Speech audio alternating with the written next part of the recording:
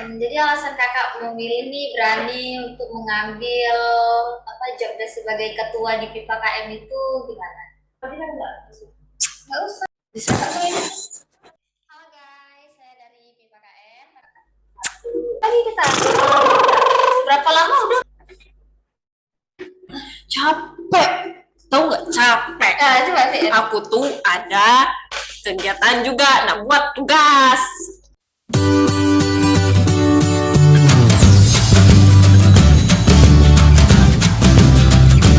Halo guys, saya dari PIPA KM. Pada kesempatan kali ini saya Tria selaku Ketua Divisi Konseling. Di sini kami akan membahas mengenal lebih dalam PIPA KM.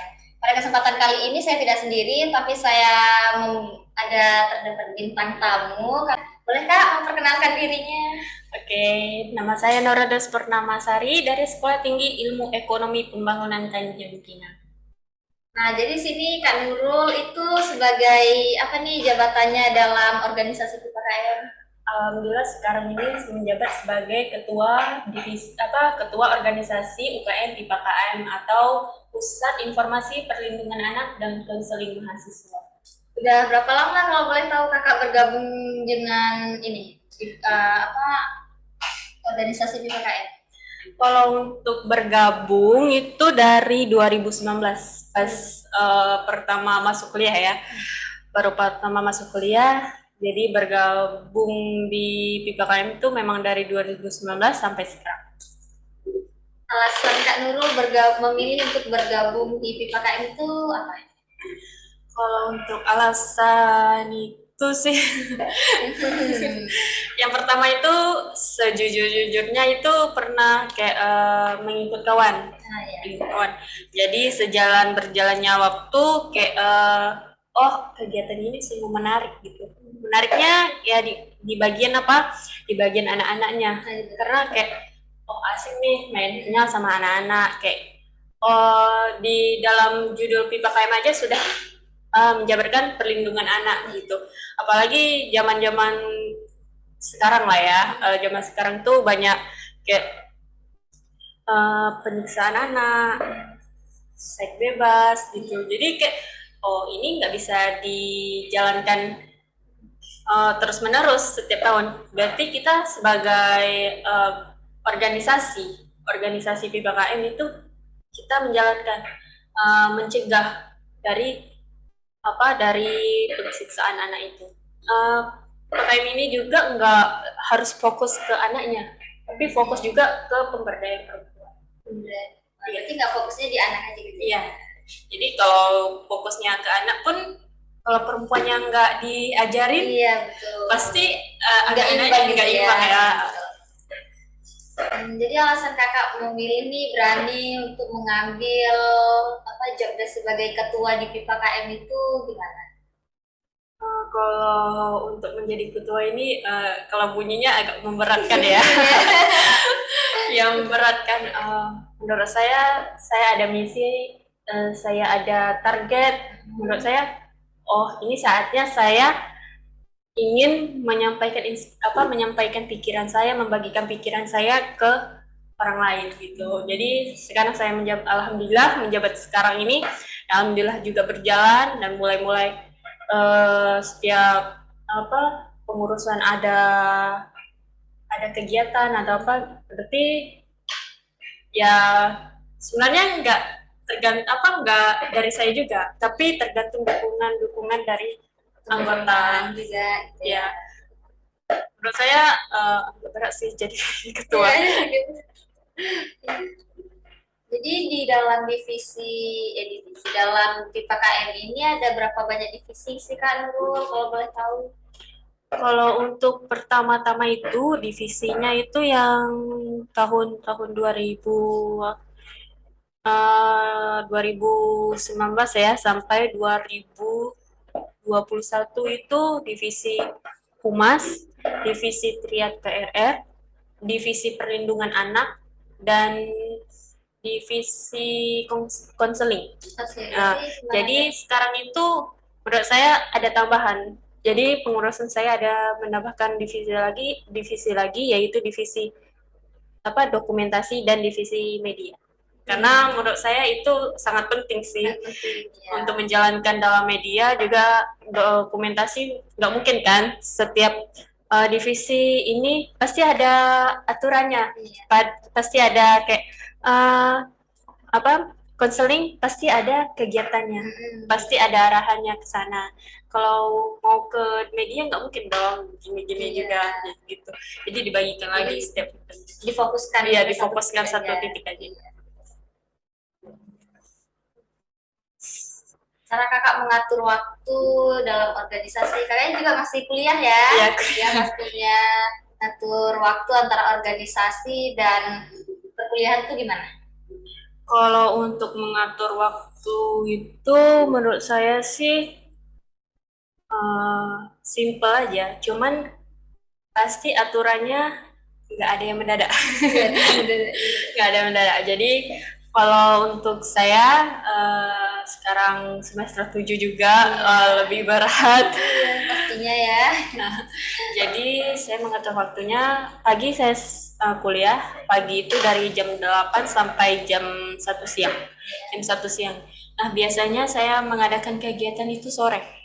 Sore ataupun siang jam 1 itu langsung saya adakan kegiatan seperti ya kumpul bareng anggota, diskusi, keluh kesah gitu kan. Jadi kalau untuk mengatur waktu itu sih saya mengaturkan dari pulang kuliah langsung saya ngadepin. Jadi nggak ada pulang pulang balik lagi ke rumah, langsung aja gitu ya. langsung aja. Biasa diadakan pertemuan bersama anggota-anggota lain itu dalam sebulan sekali atau gimana Kak? Kalau dalam sebulan itu bisa 2 kali ataupun bisa 3 kali sih. Ya tergantung ada, mungkin ada apa namanya kegiatan, ada ataupun ada kayak mungkin menyampaikan keluh kesah mereka masing-masing. Jadi nggak menentu juga, bisa 3 ataupun bisa 2 dalam sebulan. Jadi apa aja sih kendala kakak selama menjadi ketua PIPA KM? Kalau untuk membahas kendala ini cuman mengatur waktunya itu memang susah sih. Misalnya nih, saya minggu ini menentukan jadwal untuk Selasa depan kita pertemuan ya. Tiba-tiba kelas hari Senin itu diganti hari Selasa juga. Iya, pada pergantian. Pergantian. Jadi mau gimana ya? Saya udah ada janji.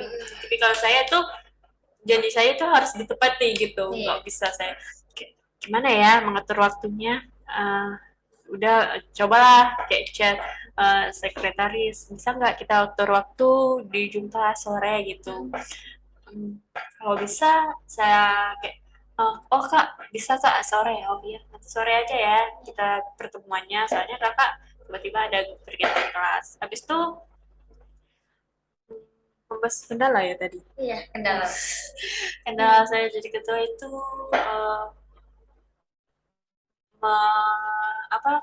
harus memahami setiap sifat anggota gitu. Pasti sifat anggota setiap orang ini kan beda-beda ya. Egonya, kayak keras kepalanya gitu, ya Allah. Jadi jadi harus menghafalkan. Jadi kayak ini anak ini nggak bisa dikerasin, harus dilembutin gitu. Jadi ya sebagai ini kadang saya keras, kadang saya lembut gitu. Kalau kadang kita lembut terus menerus, anak tuh jadi kayak ngelunjak ya, ngelunjak. Jadi ya udahlah kayak lembutin. Pas dilembutin, ngelunjak, dikerasin, kasihan juga. Jadi ya udah mikir, oh ya sudah sedang-sedang aja. Kalau memang buat kesalahan, ya udah ditegur gitu. Tapi setiap teguran pasti ada step by step gitu. Pertama ketua divisinya, kalau ketua divisinya nggak bisa ya wakil ketua, kalau wakil ketua nggak bisa ya udah gitu. Nggak bisa mempertahankan lagi ya. Dan ya Allah, perkuatkanlah kesabaran saya. Ya. Kadang kita kan nggak bisa juga kan, kadang selesai kuliah mungkin pas kuliah ini kita emosi, pas ini bawa jadi lebih baik yang suka diam gitu daripada bawa emosi kan. Mungkin Padahal jadi anggota nggak ada yang salah, nanti langsung emosi marah-marah. Nanti orang bilang bisa bilang apa ya ketua itu mah kan kita ketuanya nggak enak kan gitu. marah-marah terus gitu ya. Itu aja nggak ada sih, cuman kendala kayak harus yang lebih tegas saja sih sama anak-anak kan. Kadang ini anak-anak kadang kayak apa ya, kak saya nggak bisa hari ini padahal kita udah ngatur jadwalnya seminggu lebih gitu kan. Kak kenapa nggak bisa gitu. Kadang sejujur-jujurnya saya kalau orang pas hari H sudah mulai acara baru chat, kak saya nggak bisa, saya ini udahlah saya nggak langsung saya arsipkan jadi Iya, nggak respect lagi lah ya. nggak respect lagi kayak ya udah, daripada saya emosi kan sama anggota-anggota saya, ya udahlah aja selesai rapat baru saya bilang oh iya nggak apa-apa kok. Dipendam dulu. Kadang kalau diungkapkan sekarang apa langsung itu emosi kita nggak stabil. Iya, jadi ya, dari organisasi ini juga saya belajar kayak harus mengatur emosi, mengatur ego gitu, harus mengatur kayak mana sih harus memahami setiap jiwa, enggak mengatur jiwa ya, mengatur dia ini harus bisa kayak gini, bisa. Kadang di pipa KM ini bukan untuk fokusnya ke anak, ke perempuan aja, tapi belajar belajar secara berkomunikasi, public speaking gitu. Kadang kalau kan banyak nih orang malu, nggak tahu, mau kayak jadi moderator, nggak mau, nggak bisa, nggak percaya diri. Jujur, kalau saya udah megang mic, tremornya gini-gini gitu. Iya. Jadi sini kita sama-sama belajar. Iya. Itu aja sih, kalau rasanya nggak itu aja, cuman ya udah cuma mengatur sifatnya anak-anak anggota, memahami itu, ya udahlah anggap aja lah adik-adik saya. Kadang sih adik saya juga saya paling suka marah sih, paling emosi lah ya, emosi nggak bisa gitu dipendam. Jadi kalau boleh tahu nih apa saja selama ini kakak masuk di PIPA KM, benefit apa aja sih yang kakak dapatkan? Kalau untuk benefit dari lingkungan aja lah ya, lebih mengetahui lah dosen-dosen, kenalan sama dosen, staf kampus gitu. Jadi kalau mau ada apa-apa tuh kayak lebih mudah gitu berhubungan sama staf gitu. Apalagi kan kita sebagai mahasiswa nih pasti banyak keperluan, apalagi mau semester akhir kan. Kayak, waduh, gimana nih? Tapi mau tanya sama kawan, kawan pun nggak tahu. Kita pasti langsung ke itu. Biasanya kan kebanyakan orang nggak mau nanyanya langsung ke orang stafnya kan, langsung kayak tanya sama kawan atau apa gitu sih. Kalau untuk benefit selanjutnya yaitu kayak sertifikat. Kayak sertifikat ini kan modalnya kayak ada yang prabayar sama enggak. Jadi kalau untuk yang mengikuti organisasi ini lebih mudah kayak bagilah. Misalnya ada undangan nih hari yang sama 3 biasanya.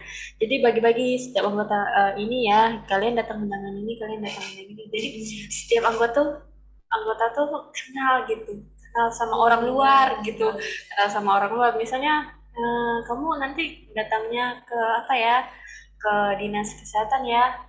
Jadi kenal kan sama dinas kesehatan. Jadi kita pas mau ada program kerja gitu kayak berhubungan sama dinas kesehatan pasti kayak kemarin yang dinas kesehatan siapa ya, boleh hubungi nggak, bisa nggak kita kerjasama kolaborasi gitu kan. Habis itu memperluas relasi jadinya ya. Kalau untuk jadi organisasi ini untuk dari kampus, dari kampus itu sebuah sertifikat non akademik. Itu biasanya kalau pemahaman saya ya, takutnya saya salah juga nih menyebutnya nanti